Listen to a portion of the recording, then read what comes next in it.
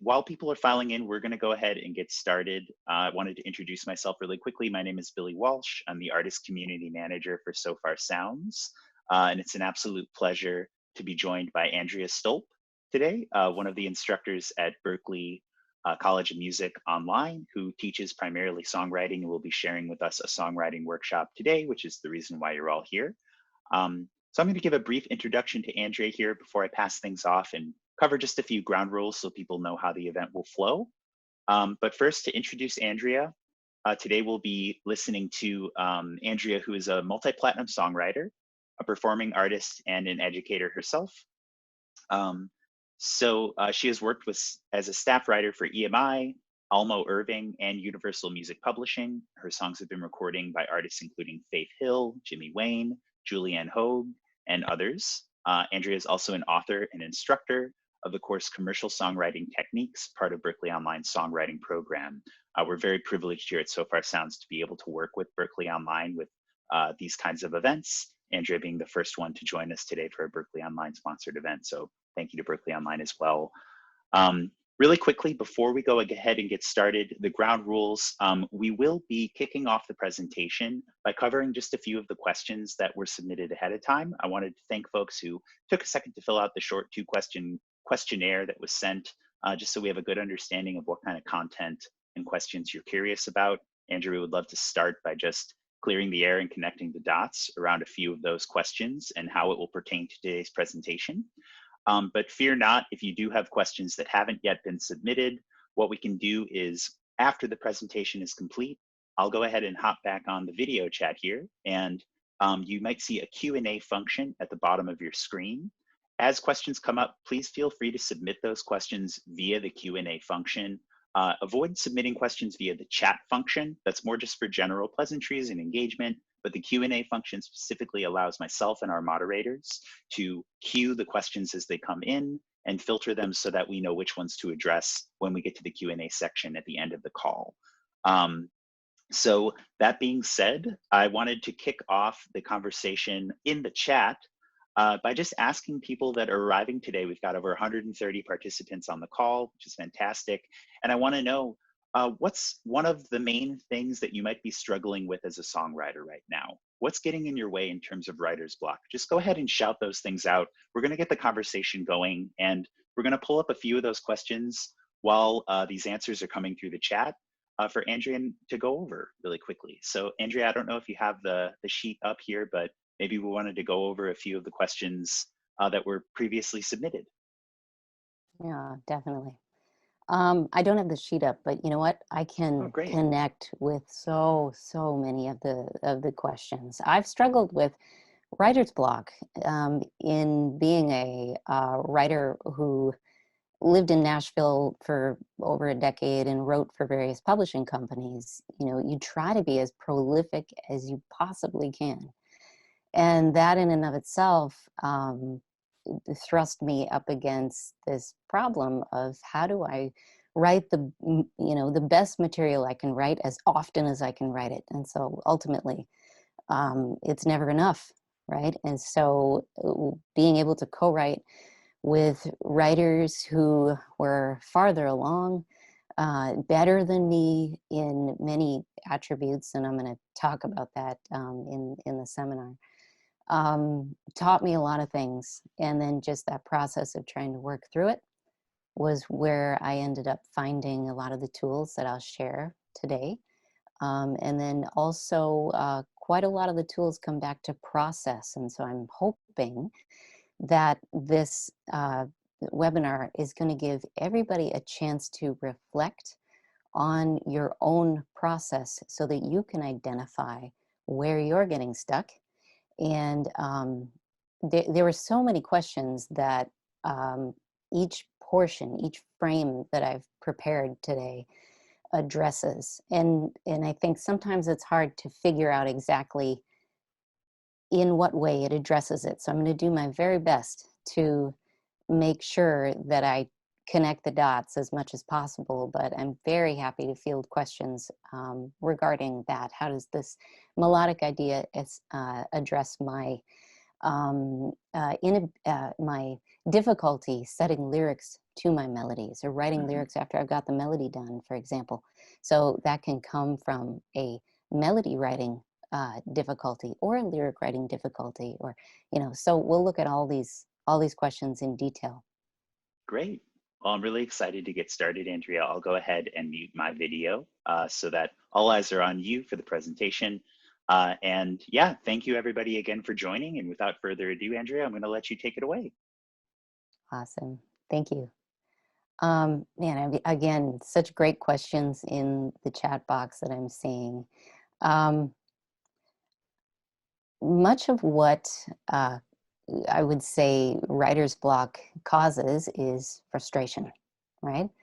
And if I could write a song just by inspiration and never use another tool for the rest of my life, I would do it. No question. I'd rather write by inspiration all the time. But realistically, that's not going to happen. At some point, I need to connect what's going on up here and think consciously about writing, because this heart-driven writing, it fades, or it ebbs and flows, cycles. And so that's what I'm going to talk about today. So many of these great questions here. Writing alone is hard. The being critical, expressing my authentic voice, being, really understanding my artistry versus emulating what's out there. All these things can come back to this idea of writer's block. So I'm going to go ahead and launch these frames that I prepared, because it keeps me focused and makes sure that I hit on all these points that I like to talk about. So here we go. I'm going to play this little slide here. Okay, here we go. So the first thing I asked myself, of course, what is writer's block? So I went and found a definition. And it kind of made me laugh, because it's a usually temporary condition. And that's kind of funny to me, because when I feel blocked, when I feel like, oh man, I'm halfway through the song again, and I've run out of ideas, so it feels like it's going to be permanent, right? And we'll go months not feeling like we're moving from a typical sound, grooves, right hand strumming vocabulary that's not taking us anywhere, melodies that just sound like us, lyric concepts that, they are what they are, and we'd like them. We'd like to do things, write about other things, not sound so cliche or cheesy, write about things that are important to us. The list is just really long. So what I'd like to kind of reframe is to look at writer's block as a time during which we're dissatisfied with our typical ideas. Because I think every single one of us knows that we have created something good in the past. Maybe it's not a whole song, maybe it's a piece, or maybe you can say, you know what, I have created a great melody, a great chorus, a lyric in a verse that's really good, and I know it, and I had a feeling that I knew it at the time. So I think everybody can say, sometimes I bring something to songwriting that I think is magical or unique. And so when we're feeling writer's block, we're often very critical, and but we can also look at that as growth, because what satisfied me yesterday or 2 months ago is no longer doing it for me. And that indicates growth right there. So it's tough to be patient with that growth. But I want to look at it like that, as we're moving. We're just not sure where to go yet, how to make that leap. So inspiration definitely cycles, right? Starts where inspiration hits, then we write feverishly. And then if you're like me, 15 minutes later, 20 minutes, an hour later, I start to get a little critical. I start to evaluate, what's the quality of this idea? How could I see this fitting into a song? Or I get that shiver like, uh-oh, I'm at the chorus and I still don't know what the title is. I don't know what the point is or whatever the problems are. And then doubt sets in. And I might be trying my very best to avoid looking that doubt in the eye, but I feel it. And eventually I abandon the song. I get up and walk around. I abandon the ideas. Maybe the co-write leaves me with part of a song, this kind of thing. And then every time I take it out again, I try to recapture that inspiration, but I can't get back to that same place that I was in when I was writing it. And there you go. So I have to wait for inspiration to hit again.